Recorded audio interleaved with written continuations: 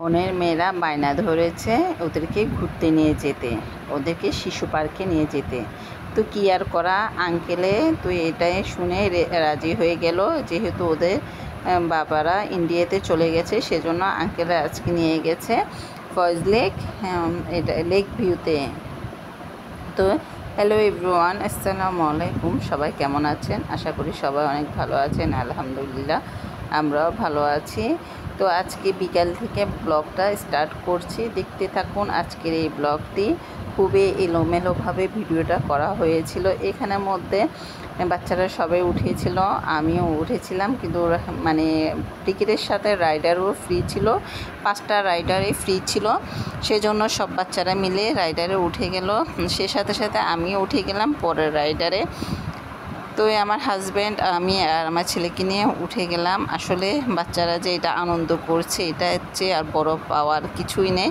মাঝে মধ্যে এরকম বাচ্চাদেরকে নিয়ে ঘুরতে বের হলে ওদের মাইন্ডটাও ফ্রেশ থাকে, আর খেলাধুলা বা পড়ালেখায় সব কিছুতে একটা মন বসে। যদি মাঝে মধ্যে যদি বের না হয় তাহলে বাচ্চারা বোরিং ফিল করে, সেজন্য বাচ্চাদেরকে একটু সময় দিতে হয়।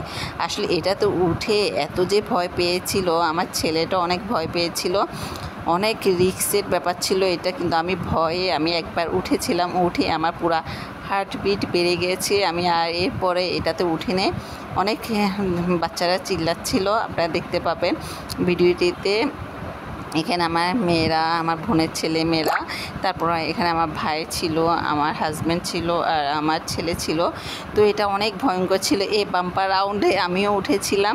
আসলে খুবই হাস্যকর ছিল আমার জন্য। এটা ফার্স্ট আমার এটা কারেরটাতে উঠা বা বাম্পার রাইডার, এটা কি যেন বলে, সেটা ওতে উঠেছিলাম। এখন আমি এটা আমার খালার ছেলের সাথে উঠেছিলাম, খালতো ভাই ছোট, ও চালাচ্ছিল, আমি এটাতে বসে অনেক এনজয় করছিলাম। আসলে একটার সাথে একটা লেগে এমন একটা অবস্থা, আমি ক্যামেরাও ধরতে পারছিলাম না, পড়ে যাওয়ার মতো অবস্থা। খুবই আনন্দ হয়েছিল, এটাতে আমার কাছে খুবই ভালো লেগেছিল।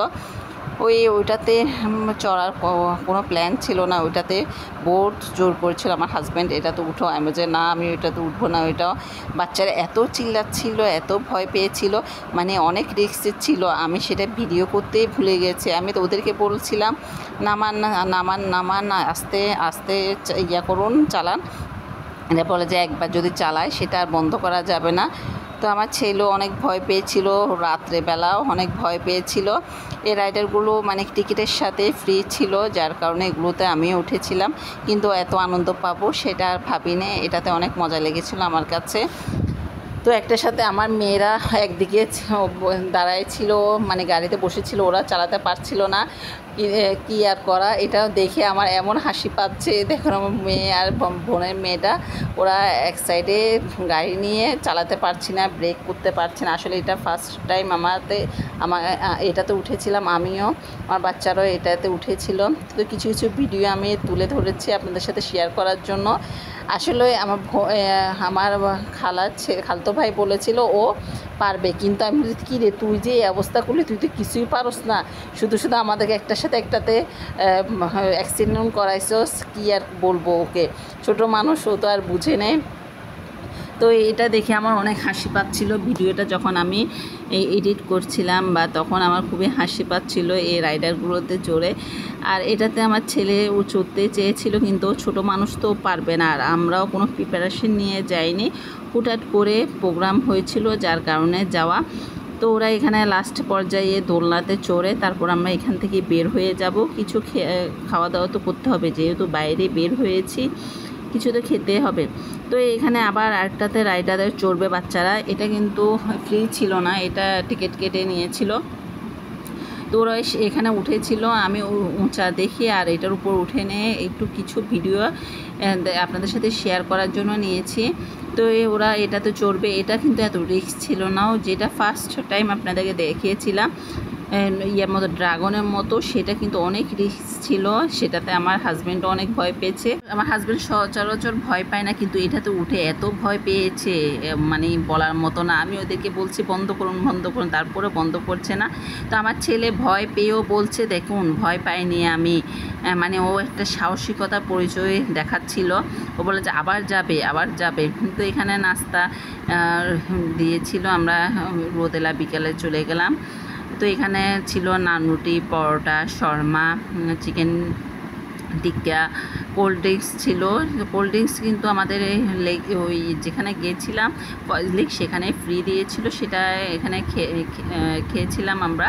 তো এখানে পরোটা ছিল, পরোটাটা অনেক ভালো ছিল, টিক্কাটা অনেক মজা ছিল। তো আমি শর্মাও নিয়েছিলাম। তো ছেলে খাবে না বিধায় মনে করছি শর্মা খাবে।